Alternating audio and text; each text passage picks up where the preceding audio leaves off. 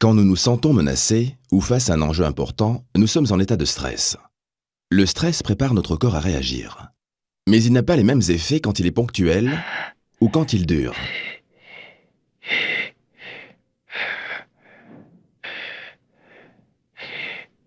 Prenons le cas d'une situation de stress ponctuel.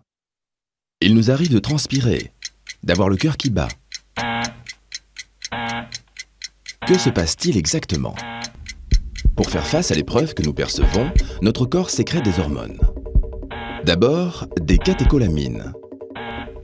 Elles apportent de l'oxygène au cerveau, au corps et aux muscles pour les mettre en action. Elles ont pour effet d'augmenter la fréquence cardiaque, la tension ou encore la température du corps. Puis, les glucocorticoïdes. On les appelle comme cela parce qu'elles apportent de l'énergie sous forme de sucre, du glucose, aux principaux organes.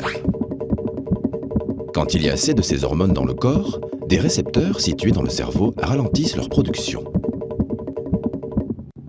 Cette réaction de l'organisme a permis de répondre à la situation stressante. Les symptômes disparaissent. Mais il arrive que la situation de stress dure ou s'intensifie. C'est ce que l'on appelle le stress chronique.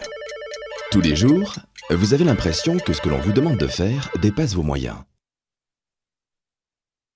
L'organisme fonctionne alors en sur-régime. Car pour résister dans la durée, le corps sécrète toujours plus d'hormones. Et les récepteurs qui devraient les réguler sont débordés. Le cœur, les articulations sont sollicités en permanence, ils s'épuisent. En quelques jours, apparaissent des troubles du sommeil, de la concentration.